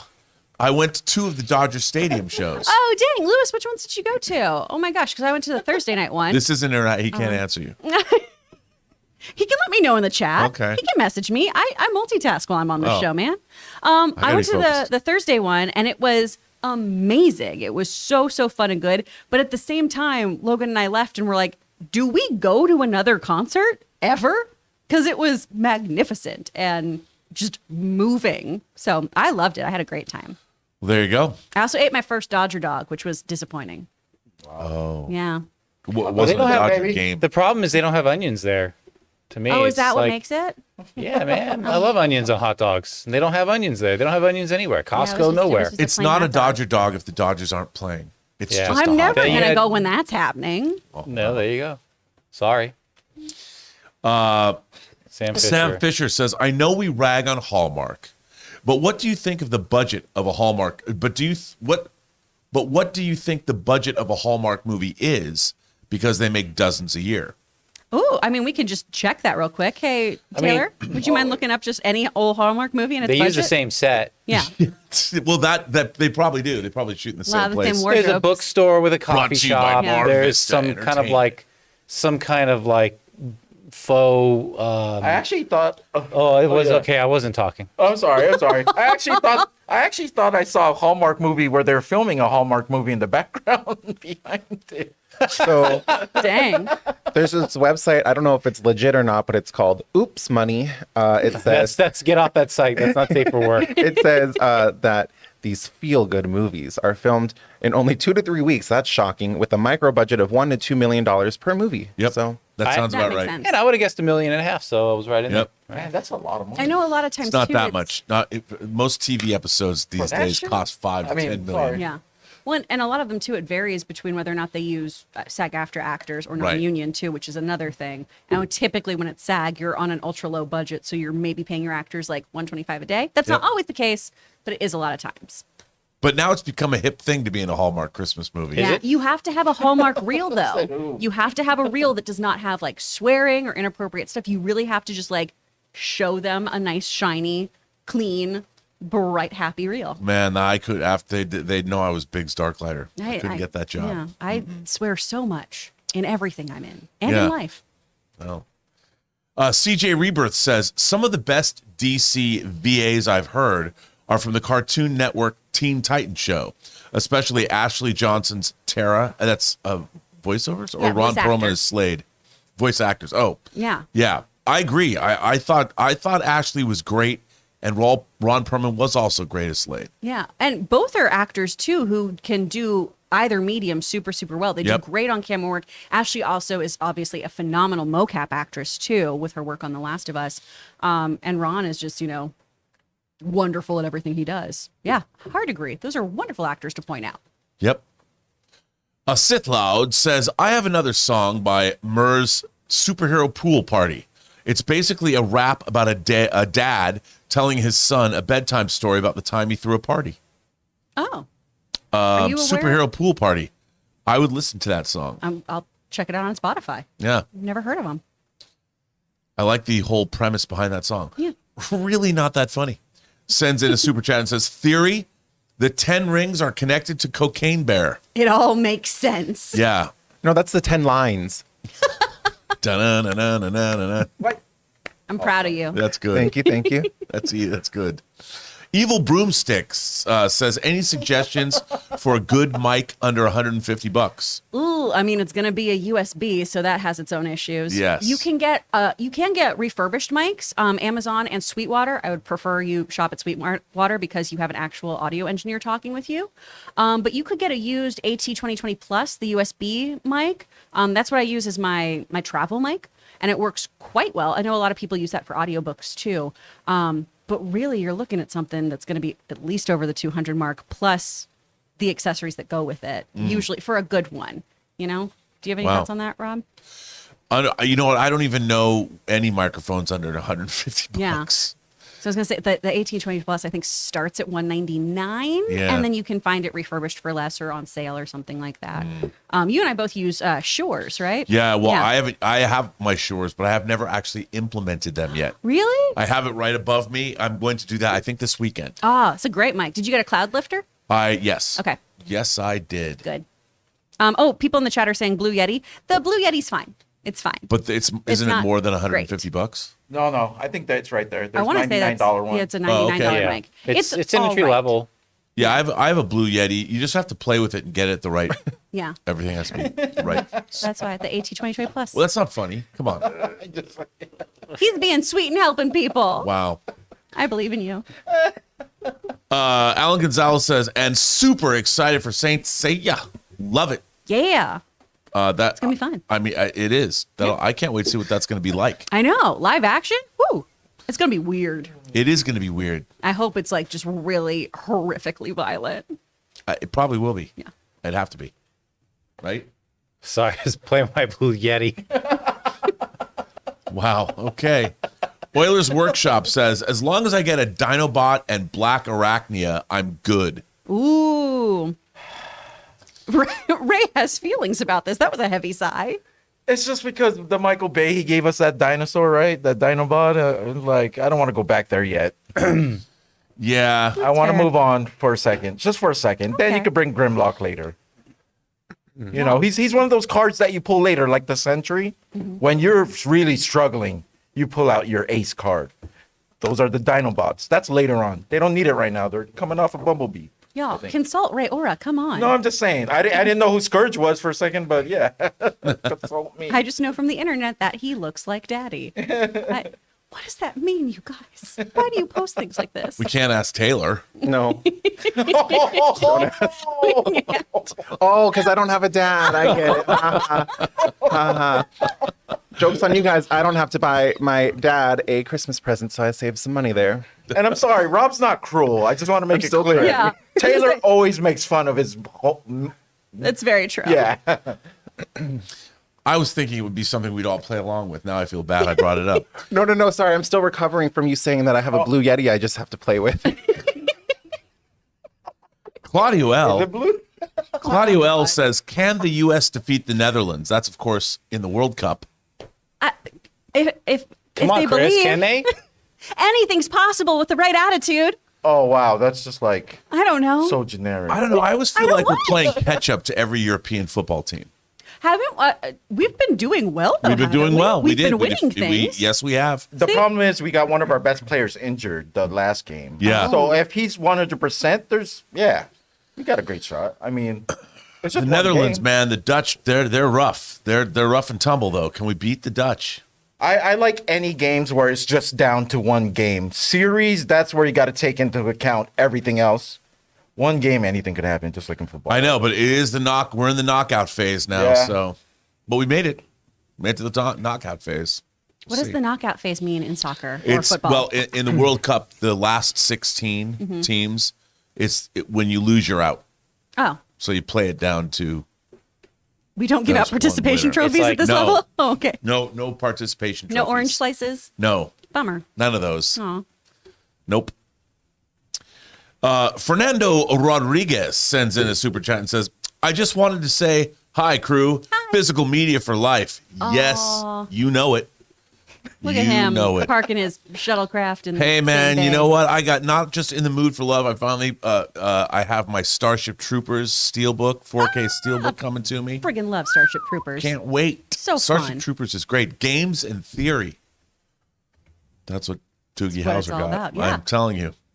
I love That'd be Normal. funny if John calls in every time you mention your 4K and just like just throws those jabs at you that he does live sometimes. Always does. Yeah. I'm telling. Hey, this was brought up by a viewer. Jai CSC says, how does one judge good editing? It seems like good editing is not noticeable. That's exactly right. Yeah. If you don't notice the editing, it's great editing. But I mean, you can always tell, like in an action sequence, if something is really well edited. Absolutely. Well, and sound editing, I think, too, is one of those ones that often goes unnoticed. But when it's excellent, we were watching one of our favorite movies, Love Actually, the other night. And one of those musical transitions from, like the funeral scene to the wedding is just so seamless. Oh, yeah. And that kind of shit is Yeah. amazing. No, good editing there's nothing better than good editing. Yeah, You know, for sure. And you notice when it's bad. you do notice when there's bad cuts, like in X-Men The Last Stand, it cuts from the afternoon to the nighttime in one edit. That's not good. But that's not really bad editing. That's just because they didn't have anything they shot to transition between. Storm can do a lot. So Yes, Storm can do a lot. Jedediah Elias says, Spirited is so underrated.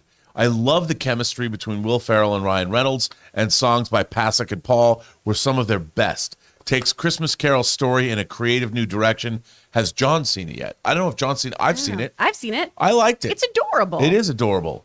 And I loved the relationship between Octavia Spencer and Will Ferrell. It's so good. They have great chemistry. It's so good. Like, I love when they first meet, and she's like talking to him and he's like, you can see me? I love that. It was so great. Cute. I was supposed to watch it with Taylor, but then I watched it with my family. It's okay. Must be nice. I texted first, though. I tried to be a good person and be like, can I watch this movie with my dad? You're forgiven. Thanks. Boy, way to rub it in. I know. Walden says, over or under 30%, John Wick's wife isn't really dead. Under. No, she's dead. Under. I say under. Under. Yeah, under. She's dead. What a twist. Yeah, she's No. dead. She's dead. She's dead. Because that would kind of undermine his whole character. Then she's gonna come back whenever her dog is. It's gonna be a whole thing. Oh boy, that would be good. It's like, what happened to my dog? He's Yeah. like, oh. Robot Girl. Hello, Robot Girl. I wonder if you're in Transformers. As much as I absolutely love the Transformers Bay films, the storylines to me are all over the place. I'm super excited for Rise of the Beasts. I mean, I feel like that's a correct observation, Robot Girl. I agree. Those plot points go wild. And I trust Robot Girl's opinion. She knows. I know. You Right gotta there go in with the the name. AI. I know. They know what's up. It's true.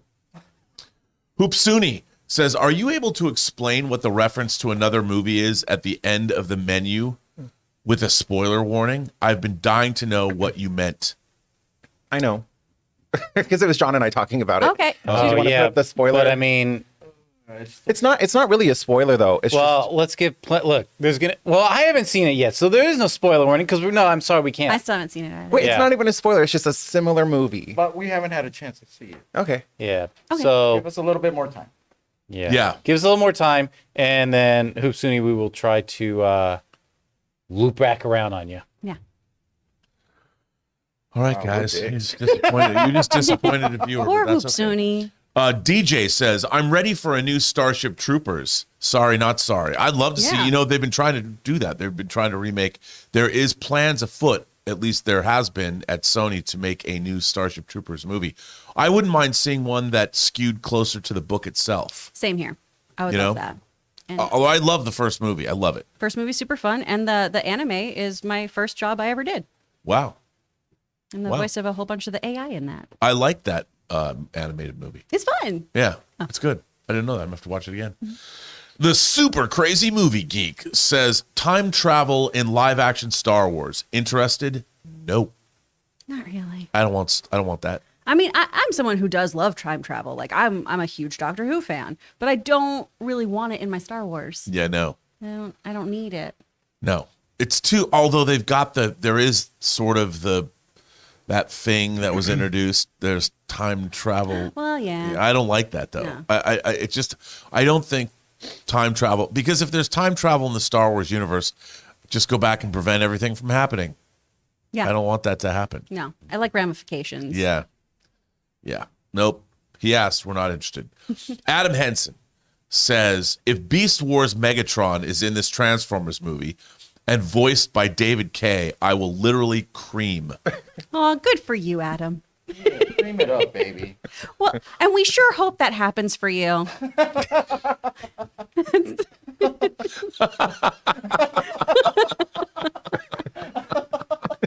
Oh, Like right now. it's the day that I'm happy that Rob is reading. Wow. Cream it up. Johnny Weiner says, I do agree, John. point, I still like Batman Beyond, but I hate the fact that Terry is sort of a son of Bruce Wayne. It's pointless. Worst episode for me. How dare you besmirch Batman Johnny, Beyond? what? How dare you? That was a brilliant, okay, in my opinion, that is a brilliant plot point because then we were also looking at both nurture and nature when it comes to creating a Batman. Is it all about your environment? Is it about your genetics? What do you need? Is it about the horrible emotional turmoil that you go through? It's a great episode, Johnny. I don't argue with Chris Carr when she goes She goes full Sith, so you got to When I go full Sith, yeah. very Burn emphatic. it all to the ground. Wow. Thank you. But thank you for your opinion. I appreciate you. CJ Rebirth says, I hope that for Sonic 3, they get Jason Griffith to voice Shadow.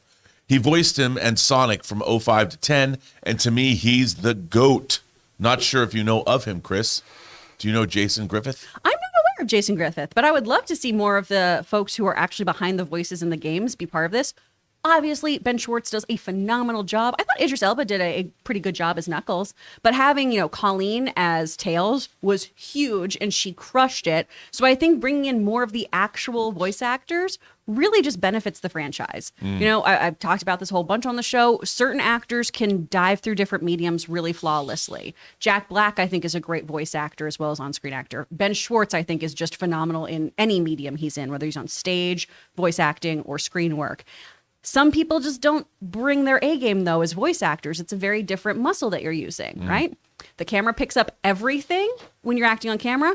In voiceover, this is your scene partner, and you got to reach that mezzanine, baby. You got to do some different things. So not every actor is equipped to do that, right? Reach that mezzanine. I think I'm going to start incorporating that into my vernacular. It's one of the best ways to get a stage actor to understand what they need to do for voice actor of the, hey, I love that you are a subtle, grounded, well-trained actor, but I need you to reach the cheap seats right now.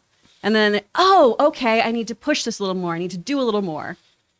People are so afraid of overacting that they get boring. And then when you listen to that playback, they sound like they don't give a shit about it. Oh, that's not good. So yeah, I think bringing in the reach actual that voice actor mezzanine. would be great. Reach that mezzanine, baby. I like that. Suthius says, Mr. B, I expect a call from Mr. C after the show. Laugh out loud.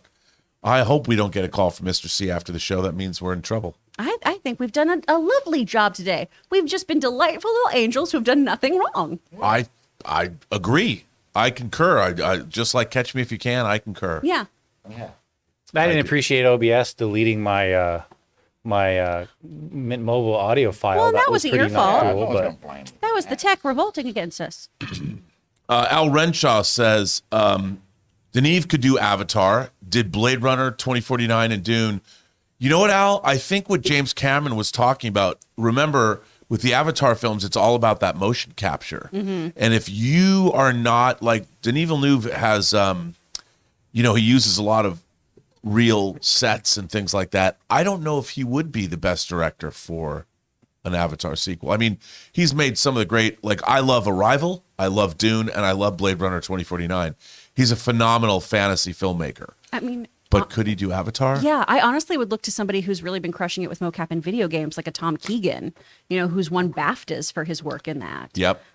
Because it is a very different kind of directing style. I completely agree. Or even Andy Serkis. Andy Serkis. He's, I don't know if he'd want to do Avatar, but he definitely has the chops. And he'd be able to communicate what you need to bring to that specific type of acting and directing. Yeah. But Denis Villeneuve is a good choice. For sure. Luke1234 says, Maximals maximize, Predacons terrorize. Well said. I have no argument with that. No. None at all. Okay. A Sith Lord comes back and says, now Starfire's topless and I can't stop it. But the Titans say she do it all the time. Okay. I don't know. I can't. These rap lyrics, I don't know the You don't have the cadence? I don't know Make what it an is. educated guess. What Now is your heart say? Starfire's topless and I can't stop it, but the Titans say she do it all the time. Johnny Blaze to Johnny Storm that he was more filthy or Liddy Moors. That was terrible. Robin I Hood, loved baby. it. Did you like it? Robin I think you could do better. Do it Can I one do more better? time. or not. Yeah, I can't. This is the show now. This Now is all we do. Starfire's topless and I can't stop it, but the Titans say she do it all the time. Sorry, I can't. I'd have to hear the song. Going off. I need more white in there. I'm painfully white. Oh, That was my rap career name, by the way. painfully white. Painfully white. My rap songs, Brooks Brothers Boogie. Oh. Yeah, Weekend in the Hamptons. I'm just called Wonder Bread. Oh, what? That's my. All right. All right. All right or all white? Oh God. Sorry. I mean, I'm from Seattle. I love Mix-a-Lot, his early stuff, Swass, My Hoopty, and That's not how Posse on Broadway, and then we got Macklemore. That's not how you get street cred, though. That's what I'm telling you. I'm from Seattle. It's not like we have a lot of hard rappers in town. Right. You got a great grunge scene. I'm busting. I'm popping tags, or I love the I effort, put your titties on the glass. I mean, that's as hard as it gets in Seattle. Dang. Although that's pretty hard, really, when you think about it.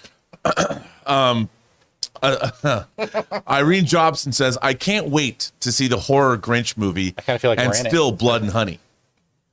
It's called The Mean One. I hate these so much. Oh, the real. Flames? Well, because Flames on the side of my face. I hate them. they're one note jokes that are extended into a. It's make a fun one-off trailer of it, but it feels to me, and I understand that I am not a horror person, but the idea of just being like, and now I'm gonna do a dark and gritty Grinch or Winnie the Pooh or like, I don't know, Paddington Bear. That's Cocaine Bear. Oh, don't you ever. like it Too just, late. It's out there now. It feels so generic, and it feels like the lowest hanging fruit of I'll make it gritty. I don't disagree with you. I think it's a one. I mean, because we saw like in, we've seen parody trailers, and all the great ideas are in those 2 minutes. Yeah, Chris, do you want to hear my pitch for what they should do next? please. Okay, so I want them to do a horror Mr. Potato Head movie where the parts on the potato body are real body parts, and he has to kill people to get the nose and the ear and the eye. Is Mrs. Potato Head part of this, or do we save her dope. for the sequel? Mrs. Potato Head's going to be a post-credit scene to set up the Potato Head universe. Oh, Good. well, that's perfect then. I'll watch it. Yeah, let's do it. Once we have Pickle My Foot make millions, then we'll get Yeah. into the Mr. Potato Head horror film. That's right. We're turning this. The John Campea channel is going to be a production company. Yeah, That's all we're going to make. only making quality Pickle cinema. My Foot Yeah. 4. We're going to give Asylum a run for their money. That's right. Footnado. Fuck. I hate it. I will only cuss once, and that was it. Oh my goodness. What else we got, you guys? All right, it. what are we going on? Well, let's see. Hang on. Support from Mr. 47. But That's it? Oh, We're done? thank you. Yeah. I wish I knew we were. Mr. 47, thank you for that. Yeah. Yeah. 'Cause we did Irene That's all. Jobson. Well, I guess I throw it back. I relinquish my duties now. Oh, Back well, to well you. done. You did great, Rob. What a reader. What a literate guy. What a rapper. What a rapper above all. Well, guys, thank you so much for being here with us today. We really appreciate it because we cannot do this show without you. So thank you for writing in your questions, giving those donations. We really, really appreciate it. Rob, where can the people find you? Not on stage rapping. Unless I'm doing a little old school like Boogie Boys. Oh, A fly girl is a good. Oh, I won't. Never mind. Who wants you to see her name, her game, and her ability? oh my Anyway. goodness. You can find me on Instagram at RM Burnett. Find me on Twitter at Burnett RM, or find me on my own YouTube channel, The Burnett Work, home of the Post Geek Singularity. All right, Ray, where can people find It you? doesn't matter. It doesn't matter. He's Ray Ora with a 0. Yes. All right. Jonathan, where can people find you? Right here. Every day. Yay! Twice He a said day. with such enthusiasm. And Taylor, where can people find you? You can find me on Instagram, Twitter, and YouTube at 50 Shades of Tay. All right. And I'm Chris Carr. You can find me at Actor Chris Carr on both Twitter and Instagram, or you can check out my voiceover studio if you are interested in voiceover, Speak Friend Studio, both on Instagram or our website. Thanks so much for being here, y'all. We really, really appreciate it. Until next time, have a good one.